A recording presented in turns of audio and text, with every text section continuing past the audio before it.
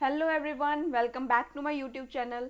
तो आज की हम इस वीडियो में वैदिक एज को आगे कंटिन्यू करेंगे, जहाँ पर हम अर्ली वैदिक एरा का जो लाइफस्टाइल है उसे समझेंगे।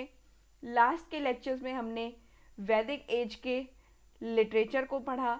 अब हम यहाँ के जो अर्ली ऋग वैदिक एज है वहाँ के जो लाइफस्टाइल है वो कैसा था, अब हम उसे समझेंगे। तो चलिए स्टार्ट करते हैं हमारी इस वीडियो को। तो यहाँ पर है हमारे पास अर्ली वैदिक एज, जिसका टाइम पीरियड रहा है 1500 से लेके 1000 BCE तक। ये जो है ये हमारा टाइम पीरियड रहा है अर्ली वैदिक एरा का। तो हमें यहाँ पर कौन कौन सी चीज़ें देखने को मिलती हैं। यहाँ पर हमें देखने को मिला कि आर्यंस जो थे वो यहाँ पर थे।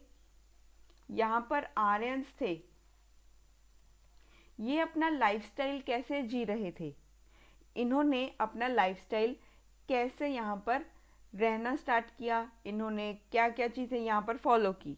तो सबसे पहले हम देखेंगे कि हमें यहाँ पर जहाँ ये रह रहे थे हमें कौन कौन सी चीज़ें हैं जो एविडेंस के तौर पर मिली कि यहाँ पर आर्यंस का इन्वेजन हो चुका था।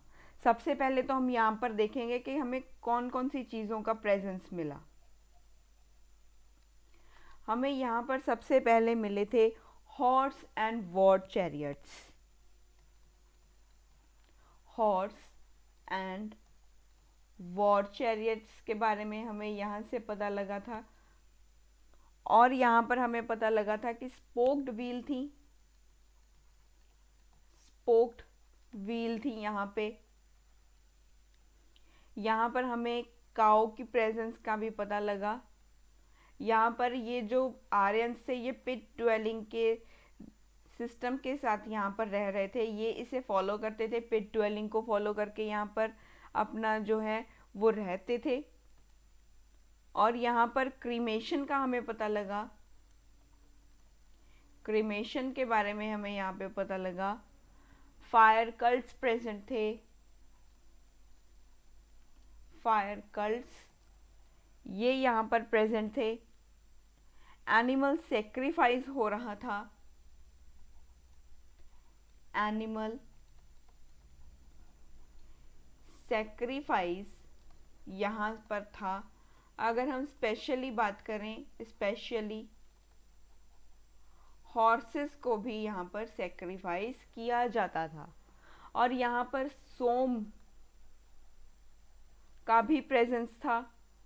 ये लोग लैंग्वेज को फॉलो करते थे। इंडो जो इनकी यूरोपियन लैंग्वेज थी ये यहाँ पर बोलते थे। अलग अलग यहाँ पर लैंग्वेजेस का हमें पता लगा।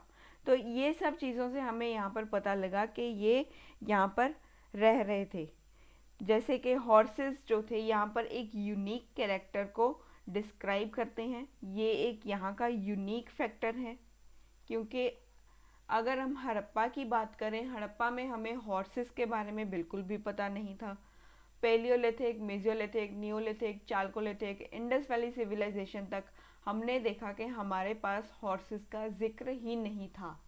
हमें हॉर्सेस के बारे में पता ही नहीं था। ना ही हमारे पास वॉर चैरियट्स थे, वो जो रथ होते हैं जिसके ऊपर वो बैठ के जो लड़ाई लड़ते थे। जैसे आपने अभी मूवीज में, बाहुबली मूवी में देखा होगा, वो रथ वगैरह का यूज करते हैं। तो ये जो चीजें थी तब हमें आर्यंस के टाइम पे अर्ली वैदिक एज में हमें ये चीजें दिखाई दी, लेकिन हड़प्पा तक हमने ये सब चीजें देखी ही नहीं थी। हड़प्पा में तो हमें इन सब चीज़ों के बारे में पता ही नहीं था। जो ये काऊ है, काऊ को एज अ यहाँ पर देखा गया, यहाँ पर प्रेजेंस यहाँ पर रख इसका पाया गया यहाँ पे कि लोग जो थे वो अपने कैटल के लिए बहुत ज़्यादा लड़ाइयाँ लड़ी जा रही थी। कैटल के लिए यहाँ पर लड़ाइयाँ हो रही थी।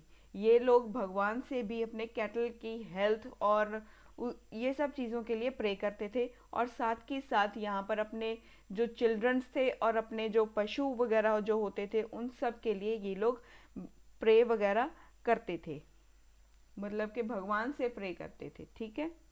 और यहाँ पर हमें पिट ड्वेलिंग का भी मिला। जो आर्यंस थे वो पिट ड्वेलिंग के साथ एसोसिएटेड थे।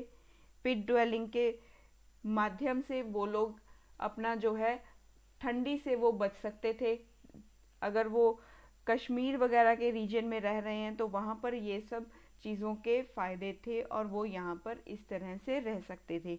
तो ये सब उन्होंने फॉलो अप किया। तो इन सब चीज़ों से हमें ये पता चलता है कि आर्यंस का प्रेजेंस था और यहाँ पर हमें इनका जो लाइफस्टाइल है वो भी यहाँ पर दिखाई दे रहा है कि इनका रहने का स्टाइल कैसा था। ये लोग एनिमल सेक्रीफाइस कर रहे थे।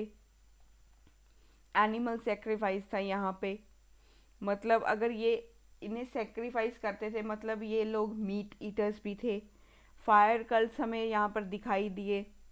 एक हमें और चीज़ यहाँ पर दिखाई दी, वो था स्वास्तिक। स्वास्तिक ये भी हमें यहाँ पर दिखाई दिया कि ये जो है ये आर्यंस का एक मार्क था। ये मार्क था आर्यंस का जो ये यूज़ करते थे। ये आपने देखा होगा जो अडोल्फ हिटलर जो है, जो डिक्टेटर था, हम अडोल्फ हिटलर, उसने भी स्वास्तिक का यूज़ किया था। उसने भी इस सिंबल को यूज़ किया था। वो एक नाज़ी था। वो नाज़िज़म ने जब राइज ऑफ नाज़िज़म हुआ, राइज ऑफ अडोल्फ हिटलर हुआ, तब उसने अपना एज अ सिंबल जो है वो यहाँ पर स्वास्तिक को अपनाया था। तो ये जो चीज़ें हमें पता चलती हैं कि ये हो सकता है वहाँ से आए हों। ठीक है, ये उनके ओरिजिन को भी एक बार दर्शाता है कि आर्यंस का ओरिजिन हो सकता है कि भी वहाँ से हो। तो ये चीज़ें हमें यहाँ पर देखने को मिली। और ये चीज़ों के बाद हम बात करेंगे हमारे पास इनकी ट्राइब एंड फैमिली के बारे में। ये जो ट्राइब्स एंड फैमिली के बारे में, ये कैसे रहते थे, ट्राइब्स में रहते थे, कैसे रहते थे, उसके बारे में अब हम बात करेंगे। यहाँ पर एक हमें एक सोशल स्ट्रक्चर दिखाई दे रहा है। यहाँ पर एक सोशल स्ट्रक्चर है। सोशल स्ट्रक्चर है कि ये लोग ट्राइब्स में रहते थे। ये लोग ट्राइब्स में रहते थे, अलग अलग ट्राइब्स में रहते थे। और हमें यहाँ से पता चलता है ये जो ट्राइब्स है इन्हें कहा जाता है जन। ये एक ट्राइब में रहते थे, एक जन में रहते थे। तो यहाँ पर हमें पता लगता है कि एक ट्राइब में 100 मेंबर्स ही हुआ करते थे। एक ट्राइब में 100 मेंबर्स ही थे। 100 से ज़्यादा ये लोग एक्सीड नहीं करते थे। 100 से ज़्यादा नहीं होंगे। 100 को 101 नहीं होगा, 100 ही रहेंगे। जो 100 लोगों का एक ग्रुप बना करके ये लोग रहते थे। और हमें यहाँ से पता लगता है कि एक यहाँ पर और टर्म यूज है, वो है विस। विस का मतलब है कि ग्राम्स या स्मॉलर ट्राइबल यूनिट्स में खुद को डिवाइड करना और ऑर्गेनाइज करना। विस का मतलब होता है डिवाइडेड इनटू ग्राम्स और स्मॉलर ट्राइबल यूनिट्स। छोटी छोटी टुकड़ियों में स्मॉलर ट्राइबल यूनिट्स में डिवाइड हो जाना, उसे विस कहा जाता है। तो यहाँ पर एक था हमारे पास और टर्म जिसे बोला जाता है फैमिली या कुल। ये फैमिली और कुल जो है ये इसका हमें मेंशन मिलता है ऋग्वेदा में। हमें इसका मेंशन जो है वो ऋग्वेदा से मिलता है, जहाँ पर हम देखते हैं कि इसमें अकेले मदर, फादर, सन्स या स्लेव्स नहीं आएंगे। यहाँ पर फैमिली में अकेला जो है वो पेरेंट्स या जो स्लेव्स थे ये नहीं आएंगे, इनके साथ और भी लोग आएंगे। तो एक कुल बन जाएगा, एक कुल बन जाएगा यहाँ पे।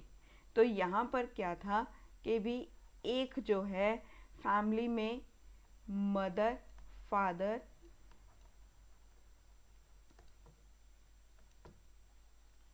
सन, स्लेव्स, इनके साथ साथ जो और लोग भी हैं वो भी यहाँ पर इंक्लूड किए जाएंगे। और भी लोग, बहुत सारे जो और लोग हैं वो भी यहाँ पर हमें इंक्लूड करने होंगे, तभी एक फैमिली, एक कुल बन पाएगा, एक कुल बन पाएगा।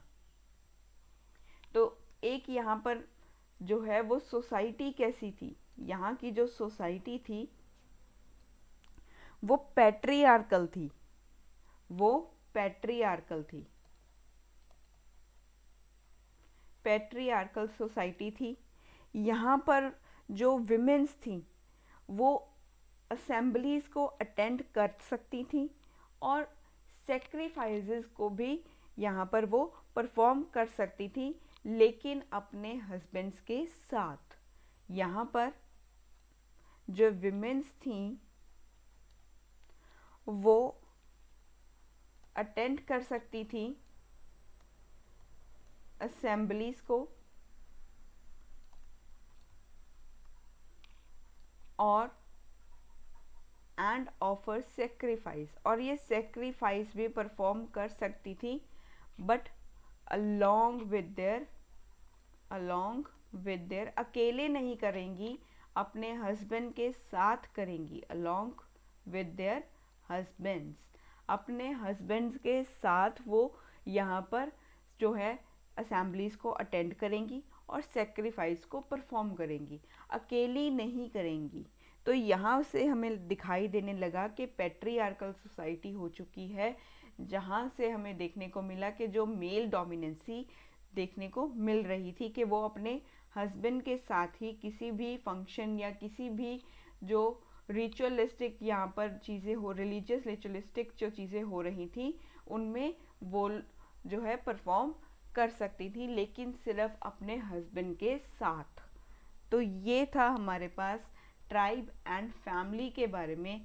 चलिए नेक्स्ट चलते हैं हमारे पास ट्राइबल एडमिनिस्ट्रेशन। ट्राइबल एडमिनिस्ट्रेशन में अगर हम बात करें तो यहाँ पर राजन था, राजन जो है वो ट्राइबल चीफ है, यहाँ पर राजन है, मतलब यहाँ पे राजा नहीं है, राजन है। राजन जो है वो ट्राइबल चीफ है, ये ट्राइबल चीफ है और ये लीडर है। जब ये वॉर होगी तब वहाँ के ये लीडर होंगे, लीडर इन वॉर। जब भी लड़ाई होगी, जब भी कोई वॉर होगा, तब ये एक लीडर के तौर पर सामने आएंगे। तो जो राजन का जो पोजीशन है वो अभी तो ऐसा नहीं है कि भी वो हेरिडिटरी है, लेकिन आगे चल के लेटर स्टेजेस में देखेंगे, लेटर जो पोजीशन होगी राजन की वो हेरिडिटरी हो जाएगी, वो हेरिडिटरी हो जाएगी। जैसे आज ये पर्सन राजन है वहाँ का, फिर इसका बेटा आगे आएगा, फिर इसका बेटा आगे आएगा, फिर इसका बेटा आगे आएगा। तो ऐसे करके हेरिडिटरी आगे चलती ही रहती है, चलती ही रहती है। तो ये जो है हमें बाद में आने वाले समय में देखने को मिलेगा कि जो राजन है उसकी पोजीशन जो है वो हेरिडिटरी होती जा रही है। यहाँ पे जो राजन है इसे इलेक्ट किया जाता है एक ट्राइबल असेंबली जिसका नाम है समिति। समिति के द्वारा जो राजन है उसे इलेक्ट किया जाता है, मतलब इन्हें पता है भी इलेक्शंस भी कंडक्ट करवाने हैं। यहाँ पे जो राजन है वो इलेक्टेड है बाय ट्राइबल असेंबली। ये जो ट्राइबल असेंबली है इसे कहा जाता है समिति। समिति के थ्रू ये क्या है, इलेक्टेड है। तो इसे एक प्रोटेक्टर के रूप में देखा जाता है कि जो राजन है वो प्रोटेक्टर है हमारी ट्राइब का और हमारे कैटल्स का।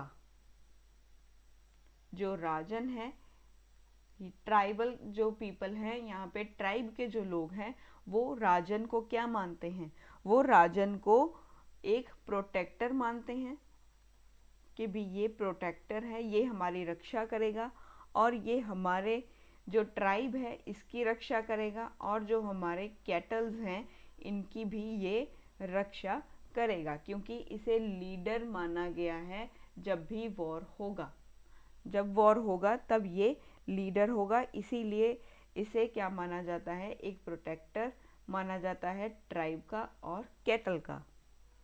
राजन को और क्या कहा जाता है, देखो राजन को, वो राजन तो नहीं कहेंगे डायरेक्टली, ठीक है, वो राजन को गोपा या गोपति भी कहा करते थे। राजन, गोपा या गोपति। कई बार जो प्री के एग्जाम में ये पूछ लेता है कि गोपा या गोपति जो है वो किस के संदर्भ में जो ये वर्ड्स हैं ये यूज़ किए जाते हैं, ये चीज़ें वो पूछ लेता है। तो ये चीज़ें इम्पॉर्टेंट हैं, तो इन्हें इग्नोर मत कीजिएगा, क्योंकि इस बार 2025 में जो है वो मौर्य काल से एक जो वर्ड था उसे उठा करके उसके 4 ऑप्शंस दे दिए थे और पूछा था कि ये किसके साथ रिलेटेड है, पब्लिक एडमिनिस्ट्रेशन के साथ, रेवेन्यू के साथ। तो इस तरह से उसने 4 ऑप्शंस दिए थे, वो आप एक बार एग्ज़ाम जो है वो क्वेश्चन पेपर आप उठा करके देखना, उसमें आपको मिल सकता है, ठीक है। अब हम इसे इग्नोर नहीं कर सकते क्योंकि ये चीज़ें भी वो पूछने लग चुका है, तो ये भी इम्पॉर्टेंट है। गोपा या गोपति का मतलब होता है लॉर्ड ऑफ द कैटल, इसका मीनिंग है Lord of the cattle, Lord of the cattle, इसे कहा जाता है लॉर्ड ऑफ द कैटल। तो ये चीज़ें हमने देखी ट्राइबल एडमिनिस्ट्रेशन के बारे में।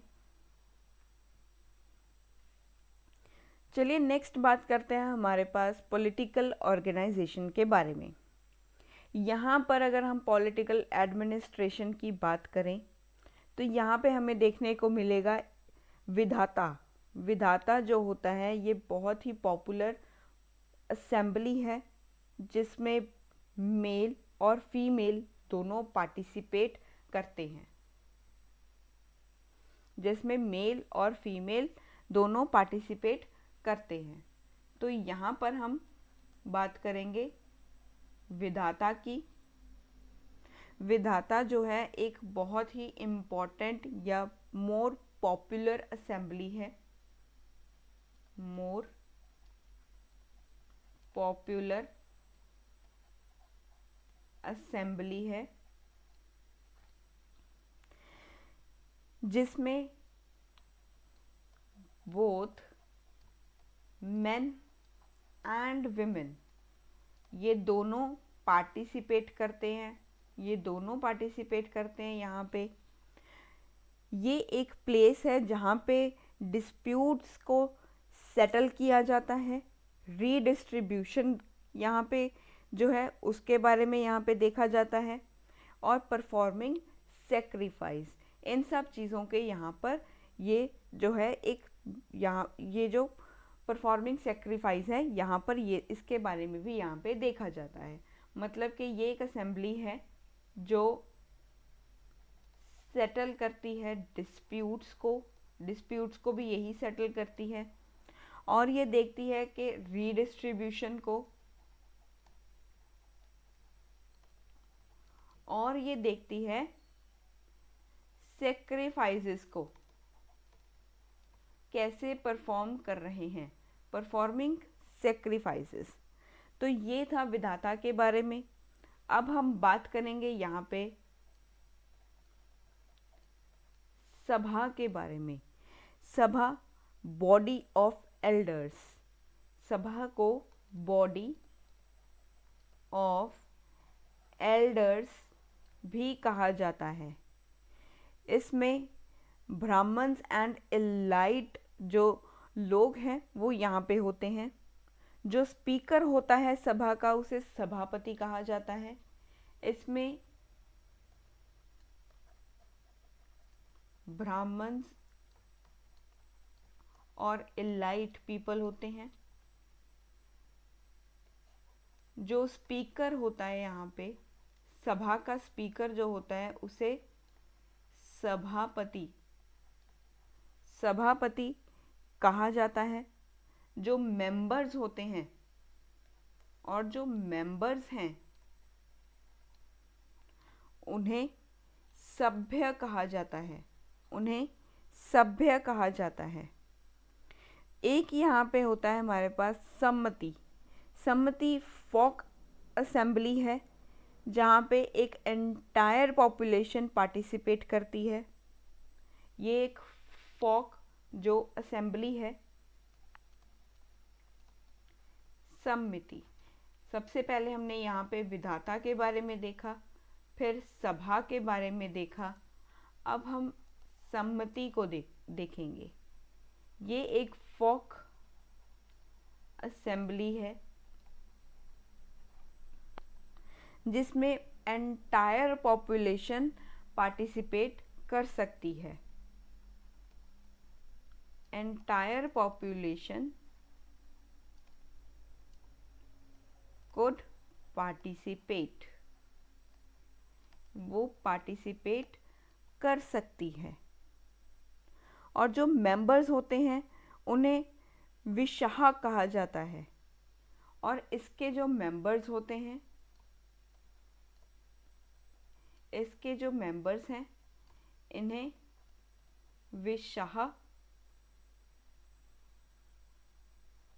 विशाह कहा जाता है। प्रिसाइडेड बाय राजन।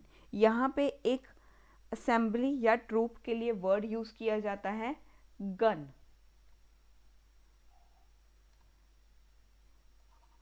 गना जो वर्ड है ये असेंबली या जो ट्रूप्स होते हैं इनके लिए ये वर्ड जो है वो यूज किया जाता है। तो ये हमने देखा पॉलिटिकल ऑर्गेनाइजेशन ऑफ अर्ली वैदिक एज। अब हम आगे चलेंगे फंक्शनरीज की तरफ। जो फंक्शनरीज में सबसे पहले हम देखेंगे यहाँ पे पुरोहित के बारे में।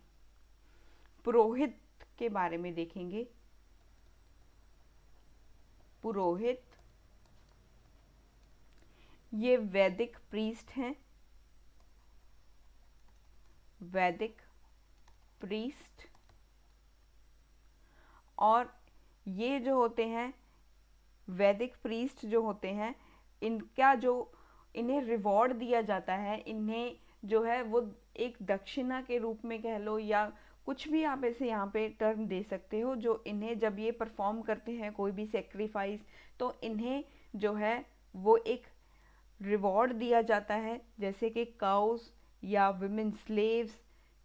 तो ये सब चीज़ें वैदिक प्रीस्ट को, पुरोहित को दी जाती हैं। तो फेमस, अब हम बात करेंगे फेमस जो प्रीस्ट हैं हमारे उनके, वो कौन से हैं फेमस प्रीस्ट। वैशिष्टा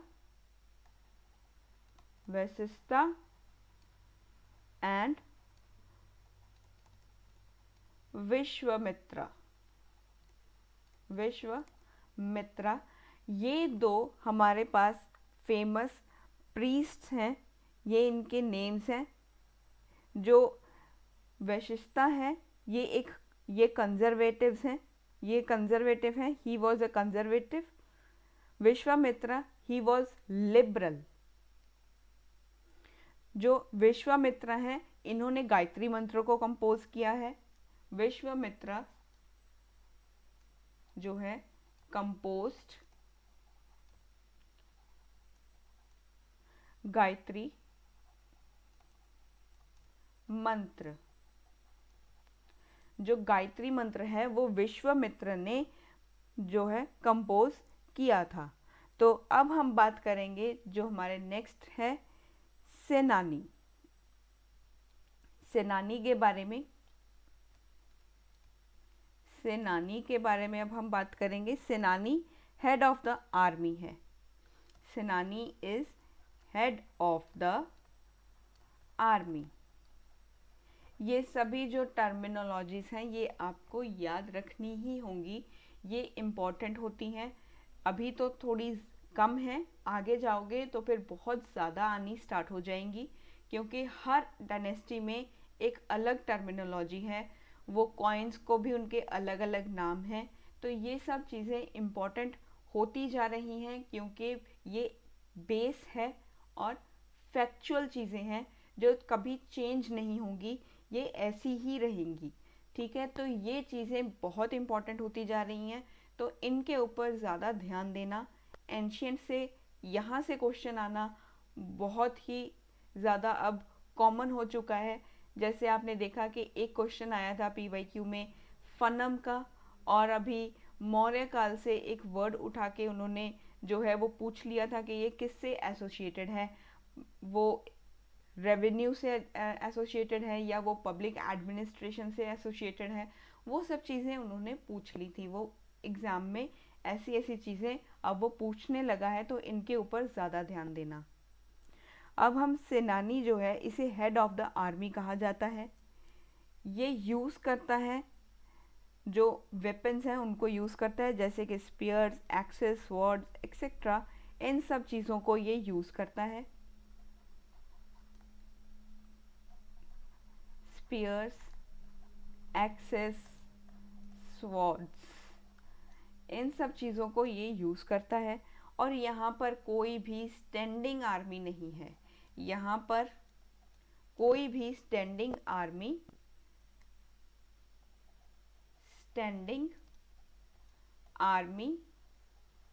नहीं है।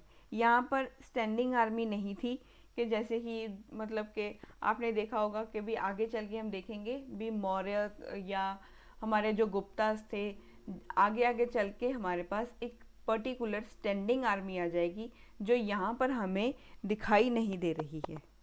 तो जो मिलिट्री फंक्शंस जो थे वो भी परफॉर्म किए जाते थे ट्राइबल ग्रुप्स के, जो ग्रुप्स होते थे वो इन्हें जो मिलिट्री फंक्शन होते थे वो परफॉर्म करते थे।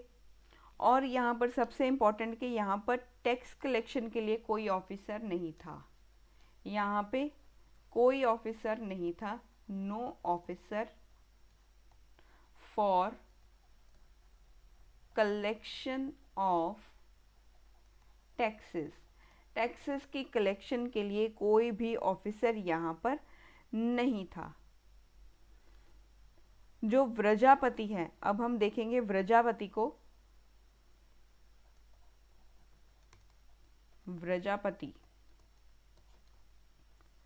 व्रजापति hold the authority over a large stretch of land और पैस्चर ग्राउंड। इनके पास एक अथॉरिटी होती है, जो पैस्चर ग्राउंड होते हैं, जो लैंड है उनके ऊपर इनका एक कंट्रोल होता है। उनको ये जो है वो ये सब चीज़ें देखते हैं। ठीक है, लैंड के बारे में जो देखा जाता है वो व्रजापति देखते हैं, और जो पैस्चर ग्राउंड्स होते हैं जहाँ पे चरवाहे जाते हैं, तो वो ग्राउंड को भी कौन देखता है? व्रजापति ही देखता है। हेड ऑफ द फैमिलीज जो होते हैं, he leads the head of the family is called कुलेपास, और head of the fighting hordes called ग्रामीन्स। ये किन्हें देखते हैं? ये लीड करते हैं, lead head of the families. Head of the families को जिन्हें कुलेपास कहा जाता है, कुलेपास कहा जाता है। और ये जो ग्रामीनिस होते हैं इनको भी यहाँ पे हेड करते हैं, ग्रामीनिस जो हैं उनको भी देखते हैं। जो ग्रामीनिस जो होते हैं वो वॉर में जो फाइट करते हैं या ये जो बैटल में होते हैं ये लोग, तो इन्हें जो इनिशियली ग्रामीणी थे वो हेड होते थे एक स्मॉल ट्राइबल किन बेस्ड फाइटिंग यूनिट कॉल्ड ग्राम का। मतलब जो ग्रामीण्स होते थे इनिशियली, जो ग्रामीणीज होते थे ये हेड होते थे एक स्मॉल ट्राइब का, हेड होते थे ये स्मॉल ट्राइबल किन का, ये एक ग्रुप का, जो फाइटिंग के लिए ही बेस्ड हुआ करता था, जिससे फाइटिंग जो बेस्ड था फाइटिंग के लिए, जब भी लड़ाई होती थी तो यही ग्रुप आगे जाता था फाइटिंग के लिए, यही यूनिट जो होती थी वो आगे जाती थी, और इसे ग्राम कहा जाता है, और इसे ही ग्राम कहा जाता है। फिर जैसे जैसे ये यूनिट जब सेटल होने स्टार्ट हुई, तब जो ग्रामीणी था, ये हेड ऑफ द विलेज बन गया। जो ग्रामीणी था ये हेड ऑफ द विलेज आगे चल के बन गया। जब ये हमारे पास सेटल्ड हो गई यूनिट, ये यूनिट जब सेटल्ड हो चुकी थी, तब जो हमारे पास ग्रामीणी था ये हेड ऑफ द विलेज बन गया, ये हेड ऑफ द विलेज बन गया।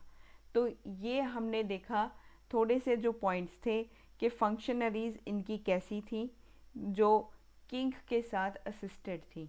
तो ये हमने देखा। अब हम देखेंगे आगे जो अर्ली वैदिक एरा की जो इकोनॉमी है वो कैसी थी। यहाँ पे रेगुलर टैक्सेशन सिस्टम नहीं था। रेगुलर टैक्सेशन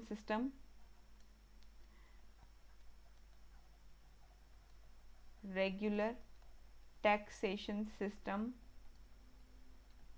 प्रेजेंट ही नहीं था। यहाँ पर जो है बलि ऑफर की जाती थी, यहाँ पे बलि दी जाती थी, वो भी वॉलेंटरी है। यहाँ पे वॉलेंटरी ऑफरिंग थी, जिसे बलि कहा जाता है, वो यहाँ पे दी जाती थी, ताकि जो ये जो है बलि किसे दी जाती थी, भगवान को खुश करने के लिए ये सब चीज़ें की जाती थी। तो यहाँ पर जो ऑक्यूपेशन था वो ज़्यादातर इनका पैस्टोरल था। यहाँ पर इनका जो ऑक्यूपेशन था, देखो ऑक्यूपेशन से ही इकोनॉमी आएगी, इसी से इकोनॉमी आनी थी। तो यहाँ पर जो ऑक्यूपेशन था वो इनका मेनली पैस्टोरल था।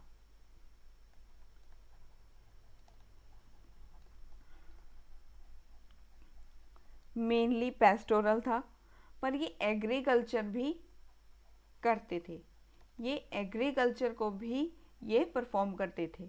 एग्रीकल्चर प्रैक्टाइज्ड ये जो है इनका सेकेंडरी था, ये सेकेंडरी ऑक्यूपेशन है इनका, ये सेकेंडरी ऑक्यूपेशन था। और यहाँ पे गोट्स, हॉर्स, शीप्स का भी मेंशन मिलता है। अगर हम ऋग्वेदा को देखें, ऋग्वेदा में देखें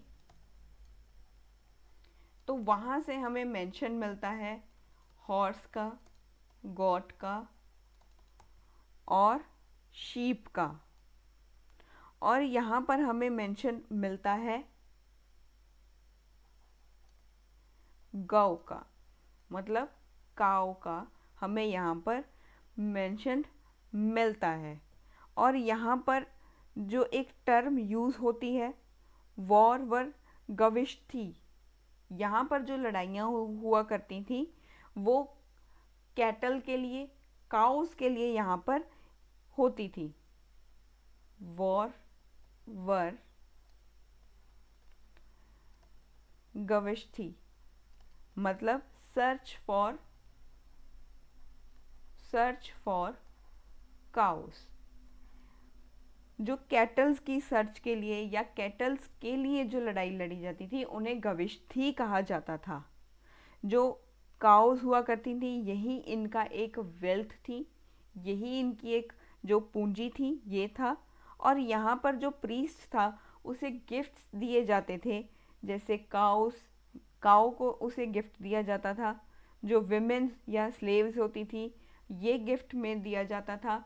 पर कभी भी लैंड यहाँ पर उसे गिफ्ट में नहीं दी गई। आगे की डायनेस्टीज़ में हम पढ़ेंगे कि भी प्रीस्ट्स को जो लैंड है वो यहाँ पर एज अ गिफ्ट के तौर पर दी जाती थी, लेकिन अर्ली वैदिक एज में लैंड गिफ्ट नहीं की जाती थी।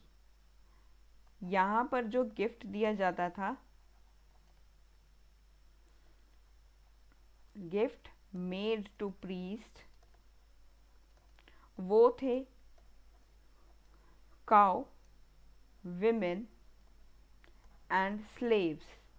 ये चीज़ें दी जाती थी, लेकिन कभी भी लैंड उसे एज अ गिफ्ट के तौर पर नहीं दी गई। तो यहाँ पर हमने देखा कि भी ऋग्वैदिक में हमें अलग अलग जो एनिमल्स थे उनके बारे में यहाँ पर पता लगा। तो हमने अर्ली वैदिक की जो इकोनॉमी थी वो हमने देखी। यहाँ पर कोई ऐसा रेगुलर टैक्स नहीं था। बलि जो थी वो भी वॉलेंटरी ऑफरिंग में आती थी। यहाँ का जो ऑक्यूपेशन था वो पेस्टोरल था। इनका सेकेंडरी ऑक्यूपेशन जो था वो एग्रीकल्चर था। तो यहाँ से हमें पता लगता है कि ये काउस का भी यहाँ पर प्रेजेंस था। अब हम देखेंगे इम्पॉर्टेंट टर्मिनोलॉजीज़ को। इम्पॉर्टेंट टर्मिनोलॉजीज़, यहाँ पे मैं आपको कुछ ही टर्मिनोलॉजीज़ जो हैं उनके बारे में थोड़ी सी जो है मीनिंग उनके साथ में आपको बताऊंगी कि आके हम इन्हें डिटेलिंग में जो है वो बाद में देखेंगे। तो सबसे पहले है हमारे पास जनसया गोपा। यहाँ पर एक वर्ड आएगा जनसया गोपा। इसे कहा जाता है ट्राइबल चीफ। ये एक ट्राइबल चीफ है। और यहाँ पर हम देखेंगे गोधुली। गोधुली, इसका मतलब होता है डस्क। एक होता है समजवा।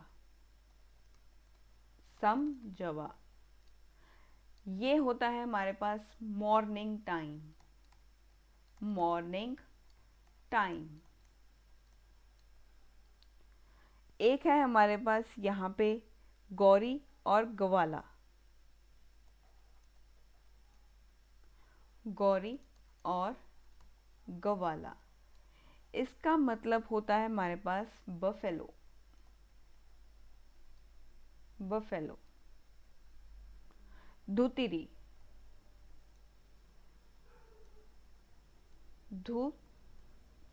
दुहित्री। जो दुहित्री है ये डॉटर के लिए भी यूज होता है वर्ड, और ये यूज होता है वन हु मिल्क काउस। जो काउस का जो मिल्क जो है वो निकालते हैं उन्हें भी दुहित्री कहा जाता है। डॉटर के लिए भी एक दुहित्री वर्ड यूज किया जाता है। तो यहाँ पर ये वर्ड डॉटर के लिए भी है और उसके लिए भी है जो मिल्क जो है वो निकालता है। काउस का जो मिल्क निकालता है उसे भी दुहित्री ही कहा जाता है। गोजित। गोजित। गोजित का मतलब होता है winner of cows. Winner of cows या हीरो। गोजित होता है जिसने जो है जो विनर होता है काउस का, जिसने कैटल के लिए जो फाइट की और वो जीत गया, वो गोजित होता है। या उसे जो है वो हीरो के लिए ये वर्ड यूज किया जाता है। अब है हमारे पास एक वर्ड गोमत। गोमत। Gomat owner of the cattle. जो कैटल का ओनर है,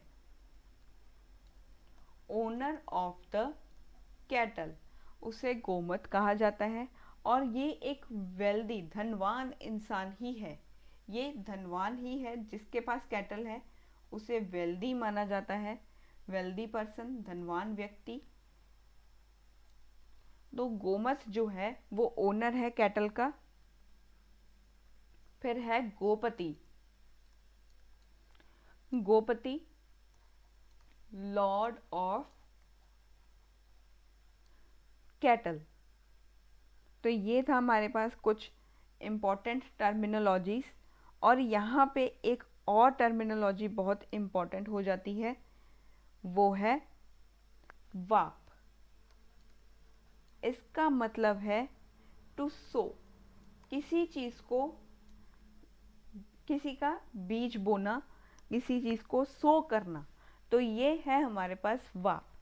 एक है हमारे पास कृष, ये ऋतिक रोशन की मूवी वाला कृष नहीं है, ये इसका मतलब है टू कल्टीवेट, किसी चीज़ को कल्टीवेट करना, ये है कल्टीवेट, टू कल्टीवेट। और है हमारे पास यहाँ पे फाला, फाला या लंगाला, इसका मतलब है हमारा प्लो। देखो प्लो, प्लो जो है वो हमें एक टेराकोटा मॉडल ही दिखाई दे रहा था लास्ट के जो हमने सिविलाइजेशंस पढ़ी हैं उसमें। उससे पहले हमें इसके बारे में पता ही नहीं था, लेकिन जो यहाँ पे है इसका मतलब है कि भी प्लो यहाँ पर प्रेजेंट था और ये वुड से बना हुआ था। अब है हमारे पास एक वर्ड धात्रा या सिरिनी। धात्रा या सिरिनी, इसका मतलब है सिक्कल। सिक्कल देखा होगा ना, ये ऐसा ऐसे करके कुछ बना हुआ होता है, वो ऐसे करके कुछ बना हुआ होता है और इससे जो है वो कटाई की जाती है, जो है उसे कल्टीवेट किया जाए भी। किसी भी चीज़ की अगर कटाई करनी है तो उसके लिए ये चीज़ों का यूज़ किया जाता है। ठीक है, अब तो मशीन्स आ चुकी हैं, जैसे कंबाइन मशीन्स आ चुकी हैं, वो आजकल कोई सिक्कल का इतना यूज़ नहीं करता क्योंकि जैसे एडवांसमेंट आ चुकी है। तो पुराने टाइम में क्या होता था कि सिक्कल का यूज़ करके ही जो है वो किसी फसल की जो कटाई की जाती थी वो इसी से की जाती थी। तो ये होता है सिक्कल। अब है हमारे पास यावा या धान्य। यावा या धान्य, इसका मतलब है सीरियल्स। ये जो स्टार प्लस पर सीरियल आते हैं उनकी बात नहीं है, ये जो सीरियल्स हम ग्रो करते थे ये यहाँ पर उनकी बात है।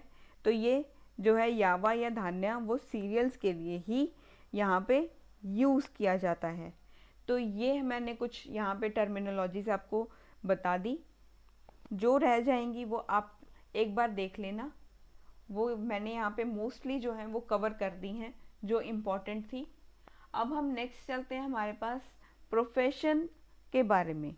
प्रोफेशन कैसा था यहाँ पे, जो प्रोफेशन था वो था वॉरियर्स का, प्रीस्ट का, कैटल रेयरर्स का, फार्मर्स का, हंटर्स का, बार्बर्स का और विंटनर्स का।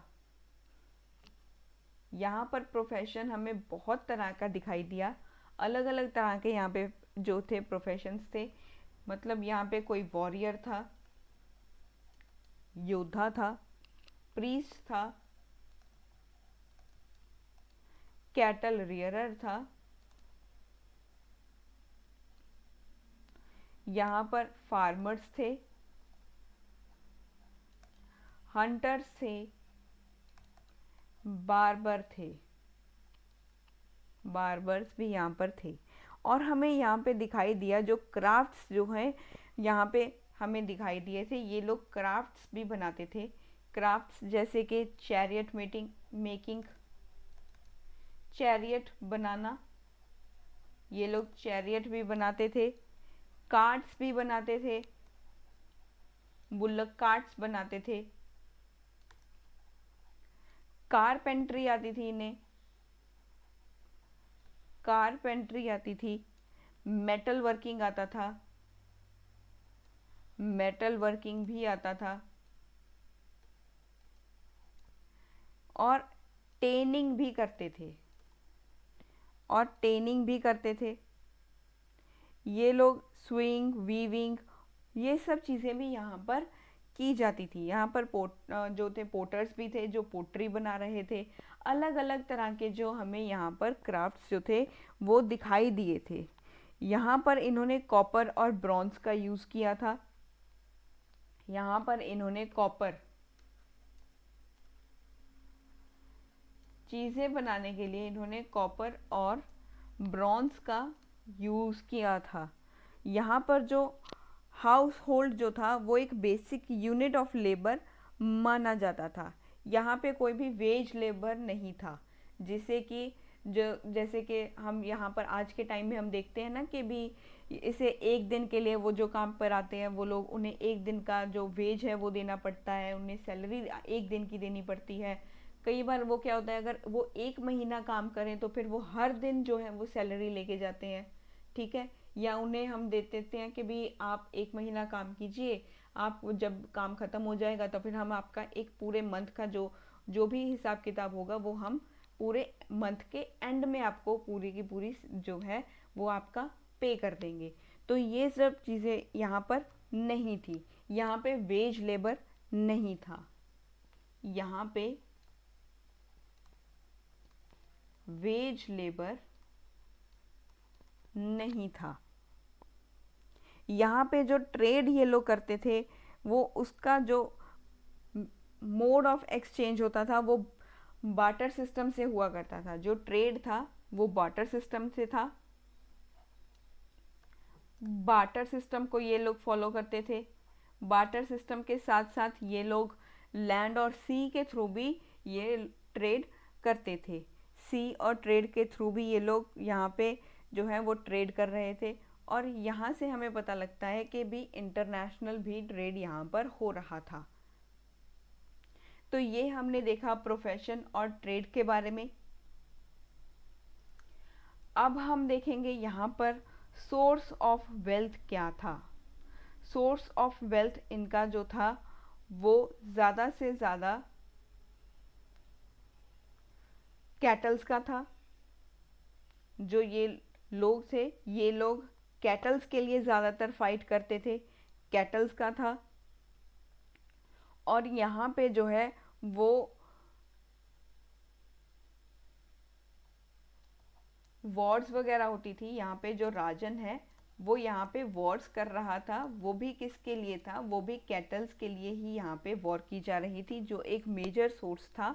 इसके साथ साथ जो फर्टाइल फील्ड्स थी, इसके साथ साथ फर्टाइल फील्ड्स के लिए भी किया जाता था। यहाँ पे ज्वेलरीज वगैरह या ये सब चीज़ें जो हैं ये एक सैक्रिफिशियल फॉर्म में यहाँ पे जो है वो देखने को मिली थी। लेकिन जो वार बूटी के लिए यूज़ किया जाता था वो मेनली कैटल ही था।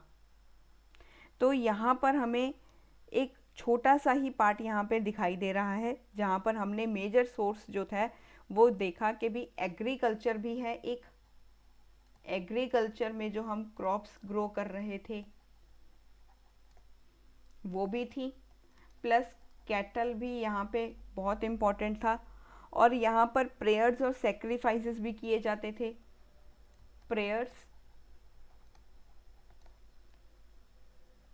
एंड सेक्रीफाइसेस भी किए जाते थे।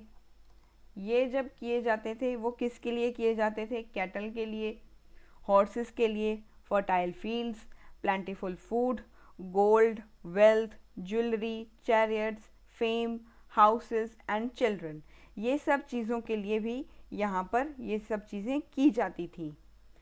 तो वेल्दी पीपल भी यहाँ पर थे, प्रेजेंट हुआ करते थे। यहाँ पे एक जो क्लैन हुआ करता था वो एक इंजॉय करता था, वो मेजर रिसोर्सेज को के ऊपर अपना एक जो राइट था उसे इंजॉय करता था। एक क्लैन जो है वो यहाँ पे अपने जो मेजर सोर्सेज हुआ करते थे, यहाँ के मेजर रिसोर्सेज हुआ करते थे, उनके ऊपर अपना जो है होल राइट यहाँ पे वो दिखाता था कि मेरा ही अधिकार है। जैसे कि मेजर रिसोर्सेज थे जैसे लैंड्स, कैटल्स, एग्रीकल्चर क्रॉप्स, ये सब चीज़ें जो थी ये इनका मेजर रिसोर्स था। पर ये सब चीज़ें जो थी वो अनइक्वली डिवाइडेड थी।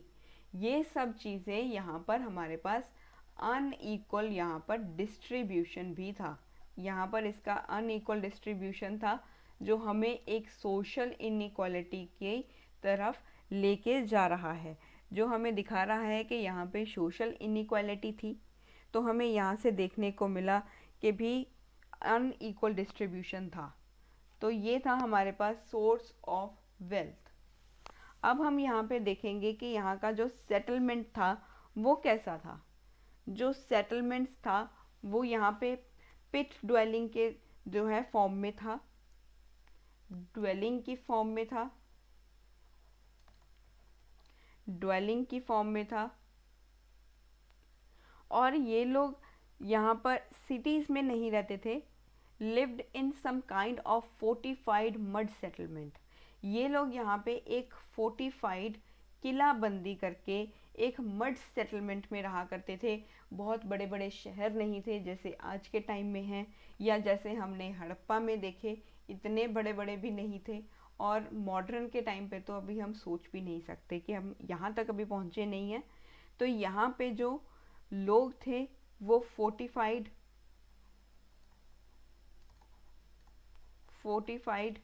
मड सेटलमेंट्स में रहते थे। ये फैमिलियर थे केव्स और माउंटेन्स के साथ।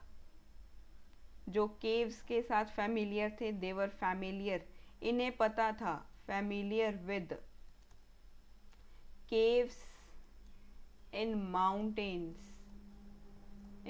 माउंटेन्स के भी केव्स बना करके कैसे रहते हैं, तो इन्हें यही पता था। इनके साथ भी ये लोग फेमिलियर थे।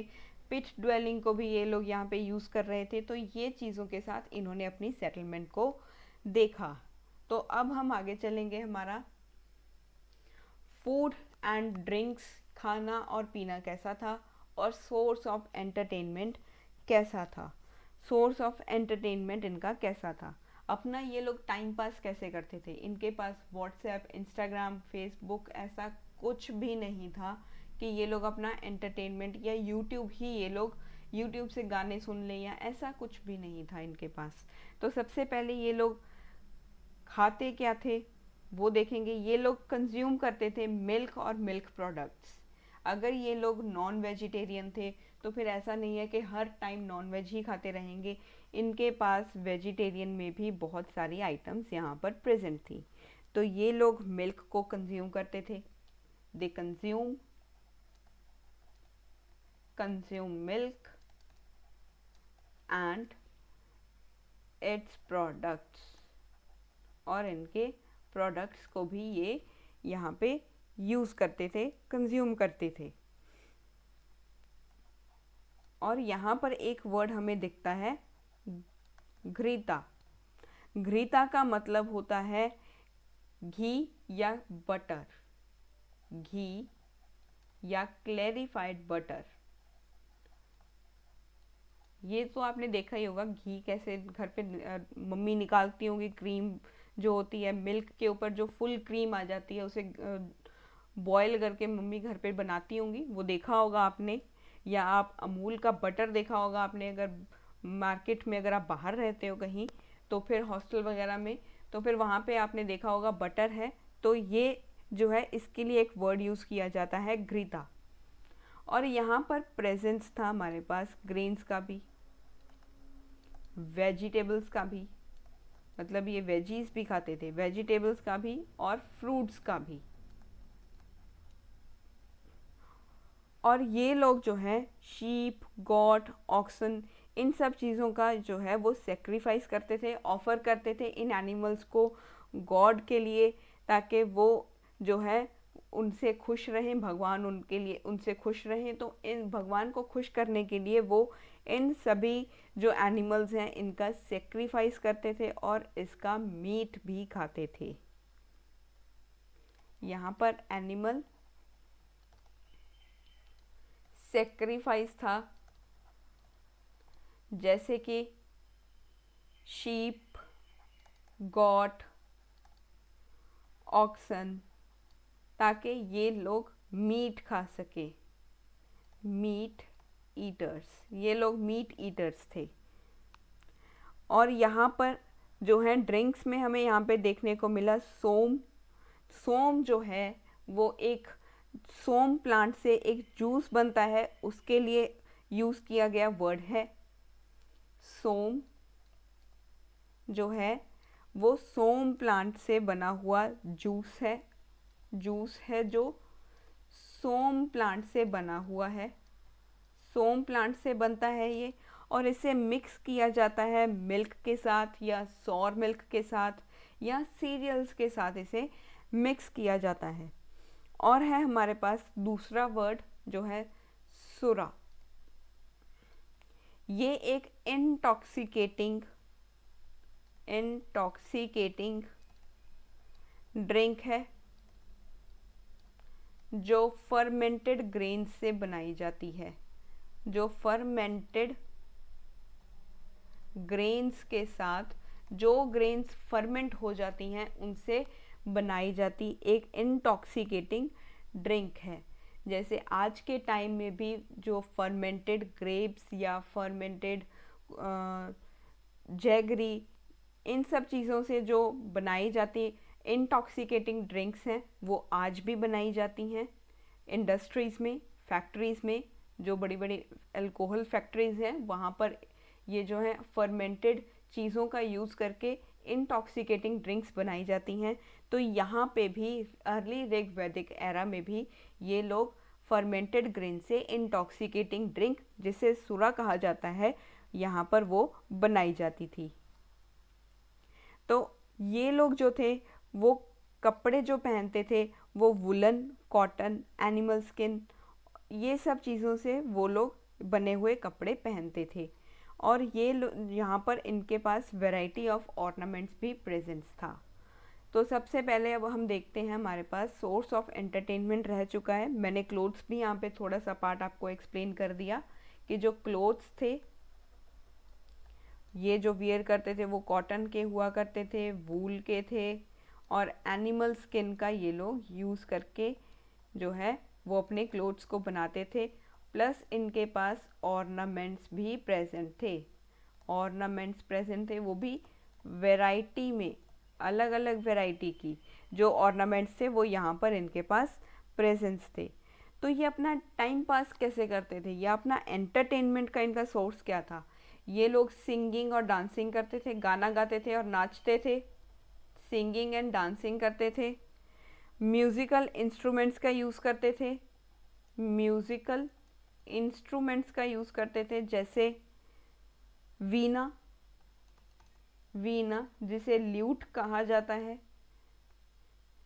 वाना जिसे फ्लूट कहा जाता है, बांसुरी कहा जाता है, और ड्रम्स का यूज़ करते थे, और ड्रम्स का यूज़ करते थे। कोई भी जो है वो धुन को प्रोड्यूस कर देते थे और उसी के ऊपर नाचना गाना शुरू कर देते थे। तो यहाँ पर ये लोग ड्रामा भी करते थे, ड्रामा भी परफॉर्म किया जाता था। ड्रामेबाज तो हम शुरू से ही हैं, मतलब यहाँ पे ड्रामा भी हमें दिखाई दिया कि ये लोग ड्रामा भी परफॉर्म कर रहे थे। चैरियट रेसिंग भी हुआ करती थी। अभी आज के टाइम पे हम अगर देखें तो फिर हम F1 रेस ये सब कुछ करते हैं, तो फिर अब वहाँ पे तो कार नहीं थी। फास्ट वे की जो होती हैं फास्ट ट्रैक्स के ऊपर जो F1 रेसवे कार्स जो आपने देखी होंगी, बहुत फास्ट जो कार्स होती हैं वो वहाँ पर प्रेजेंट नहीं थी। उनके पास तो चैरियट ही थे। अब वो क्या करें, वो चैरियट से ही रेसिंग करेंगे। तो यहाँ पर वो लोग चैरियट के साथ जो है वो रेसिंग करते थे। तो यहाँ पर ये लोग गैम्बलिंग भी करते थे। यहाँ पर डाइस का भी प्रेजेंस हमें दिखा, मतलब ये लोग गैम्बलिंग भी करते थे, जो कि गलत बात है। आज के टाइम में ये करना गलत है, बहुत ही गलत चीज़ है ये, ठीक है। तो गैम्बलिंग भी ये लोग प्ले करते थे, जिसे चौसा कहा जाता है। तो ये सब चीज़ें भी यहाँ पर हमें देखने को मिली एज इनका एंटरटेनमेंट जो था वो सोर्स के रूप में यहाँ पर हमें देखने को मिला। तो आज हमने अभी देखा कि भी यहाँ पर सोर्स ऑफ एंटरटेनमेंट कैसा था। अब हम थोड़ा सा जो पार्ट है, अब हम इनका वर्ण सिस्टम जो है उन्हें डिस्कस करेंगे कि इनका जो है वो यहाँ पर हमें वर्ण सिस्टम का भी प्रेजेंस यहाँ पे देखने को मिला। जो यहाँ पर ऋग्वेदा में मेंशन्ड है कि भी यहाँ पर जो लोग थे ये लोग वर्ण के साथ यहाँ पर जो है उन्हें डिवीज़न यहाँ पे किया गया था। वर्ण का यहाँ पे मतलब कोई कास्ट से नहीं है, बल्कि उनके कलर से है, कि भी उनकी स्किन का कलर कैसा है। किसी की स्किन फेयर होती है, किसी की डार्क होती है, ठीक है। तो अलग अलग स्किन कलर्स हमारे प्रेजेंस होती हैं, ठीक है। जैसे किसी की स्किन ज़्यादा ही एक ना ही ज़्यादा डार्क होती है, ना ही ज़्यादा लाइट होती है, ना ही मतलब उसके बीच में से रहता है, जो जिसे गेरुआ रंग कहा जाता है। तो ये जो है वो कलर के बेसिस के ऊपर यहाँ पर वर्ण को डिवाइड किया गया था। वर्ण को यहाँ पे का मीनिंग कलर है। इंडो आर्यंस की लैंग्वेज स्पीकर्स जो थे यहाँ पर, जो लैंग्वेज के बेसिस के ऊपर भी यहाँ पर थे, जो इंडो आर्यंस थे उन्हें हम फेयर कहा जाता है कि भी ये फेयर कॉम्प्लेक्शन के थे, गोरे चिट्टे थे, ठीक है। ये इंडो आर्यंस जो थे ये एकदम फेयर कॉम्प्लेक्शन थे। इनकी लैंग्वेज के अगर बेसिस पे देखा जाए तो इन्हें फेयर कॉम्प्लेक्शन कहा जाता है, एकदम गोरे चिट्टे थे, क्योंकि ये लोग बाहर से आए थे, इसीलिए इन्हें फेयर कॉम्प्लेक्शन कहा जाता है। और यहाँ पर जो इंडिजीनियस आर्यन थे, हमारे बेचारे यहाँ पर रहने वाले इंडिजीनियस आर्यंस जो थे, इन्हें इनके लैंग्वेज के बेसिस के ऊपर जो थे, इन्हें डार्क कॉम्प्लेक्शन कहा जाता है कि इनका डार्क कॉम्प्लेक्शन था, इनका डार्क कॉम्प्लेक्शन था। अभी भी आपने देखा होगा जब भी फॉरेनर्स यहाँ पे आते हैं तो उनका जो स्किन टोन है वो हमारे स्किन टोन के कंपैरेटिवली बहुत ही ज़्यादा लाइट होता है।